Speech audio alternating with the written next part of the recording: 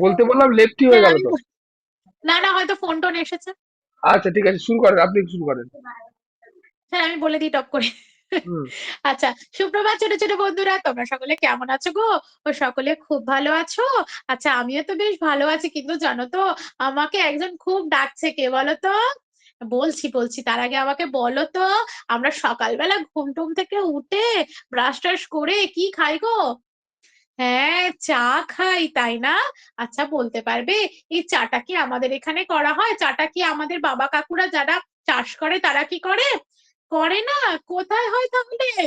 হ্যাঁ, পাহাড়ের দিকে হয়। চলো তো দেখি আজকে আমরা পাহাড় থেকে ঘুরে আসি। আমাকে কিন্তু পাহাড় ডাকছে। পাহাড়ের ডাকে আজ আমায় বাতাস ডাকে আজ আমায়। চলো দেখি আমরা এরকম শুনতে শুনতে পাহাড় ডাকছে তার কাছে চলে যাই। কি, চলো, গেছি তো আমরা। দেখো তো, এটা কি এঁকেছি? হ্যাঁ, একটা পাহাড়ের ছবি। আচ্ছা বলো তো, আমাদের যে জমিগুলো দেখতে পাও সেটা কিরকম? ওরকম সমান, তাই না? কিন্তু পাহাড়ে এরকম জমি আছে, কিন্তু সেটা সমান নয়, জানো? সেটা অনেকটা, পাহাড়টা যেমন খাড়ায়, জমিগুলো এরকম খাড়ায়। তার আগে আমাকে বলো, এখানে যেমন চাষ হয় না, মানে চায়ের চাষ হয় না, এখানে কিসের চাষ হয়? হ্যাঁ, ধান গম এই সময় চাষ হয়। কিন্তু আবার বলো তো, এই ধান গমের চাষ কি আমরা পাহাড়ে দেখতে পাই? হ্যাঁ, ঠিক বলেছো, পাহাড়ে দেখতে পাই না। হ্যাঁ, কি বলছো? তুমি দীঘায় গিয়েছিলে? আচ্ছা, দীঘায় যখন গিয়েছিলে, দীঘাতে বেশিরভাগ মানুষজন কি করছিল? হ্যাঁ, সবাই অনেকে অনেক রকমের কাজ করে, কিন্তু বেশিরভাগ মানুষ দীঘাতে কি করছিল? হ্যাঁ, মাছ বিক্রি করছিল, কারণ সেখানে জল ছিল। আর জল থেকে কি পাওয়া যায়? জলজ প্রাণী, মাছ।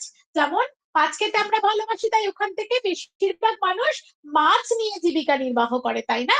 সেরকম বিভিন্ন জায়গাকার মানুষ, যেমন তাদের প্রকৃতি, যেমন তাদের ভূভাগ, সেরকম অনুযায়ী তারা জীবিকা নির্বাহ করে। সেরকমই পাহাড়ের মানুষরা, জানো তো, সেখানে জমি, সমান জমি নেই, সেখানে সবই উঁচু উঁচু ঢালু ঢালু জমি। তাই তারা কি করে জানো? এই পাহাড়ের ধাপ কেটে কেটে চায়ের চাষ করে। কিসের চাষ করে বললাম? এই যে সকালবেলা আমরা রোজ সবাই খাই, ওই চায়ের চাষ করে। সেখানে জল জমলে, চা গাছে জানো তো জল জমতে নেই, তাই তারা ধাপে ধাপে চাষ করে। তাই তাদের জল দিলে যেন সেই জলগুলো একেবারে গড়িয়ে চলে যায় এবং না গাছের গোড়ায় না জমা হয়। তাই পাহাড়ে কি চাষ হয়? চা চাষ হয়। সেই চা চাষকে নির্ভর করে তারা তাদের জীবিকা নির্বাহ করে এবং উপার্জন করে থাকে। আবার আমরা সবাই মিলে কোথায় পাহাড়ে ঘুরতে যাই? হ্যাঁ, দার্জিলিং এ ঘুরতে যাই। দার্জিলিং এর মানুষরা, বেশিরভাগ মানুষরা এই চাকে নির্ভর করে তাদের জীবিকা নির্বাহ করে। যেমন তাদের কিন্তু পর্যটন শিল্প গড়ে উঠেছে এই, মানে আমরা যখন, যেহেতু সবাই মিলে দেখতে সমস্ত পাহাড়ি অঞ্চল, তাই পর্যটন শিল্পকে কেন্দ্র করেও তাদের তাদের জীবিকা নির্বাহ হয়, জানো? আবার সেখানে একটা ফল পাওয়া যায়, জানো? সেটা সবজি হিসাবেও ওরা ব্যবহার করে। তার নাম জানো কি? এই দেখো, আমি বোর্ডে লিখি, স্কোয়াশ। কি নাম বললাম? স্কোয়াশ, সবাই মনে রাখবে। আবার সেখানে কি পাওয়া যায় জানো? কমলা লেবু। কি পাওয়া যায় বললাম? হ্যাঁ, কমলা লেবু। তাহলে তোমরা সকলে মনে রাখবে যে পাহাড়ে কোন কোন গাছের চাষ হয়, আর পাহাড়ে কি ফল পাওয়া যায়। ঠিক আছে, মনে থাকবে। বেশ, পরবর্তী ক্লাসে আমরা আরো অন্য কিছু নিয়ে আলোচনা করব। ততক্ষণ এই পর্যন্তই থাক। ধন্যবাদ স্যার। স্যার বলা হয়ে গেছে।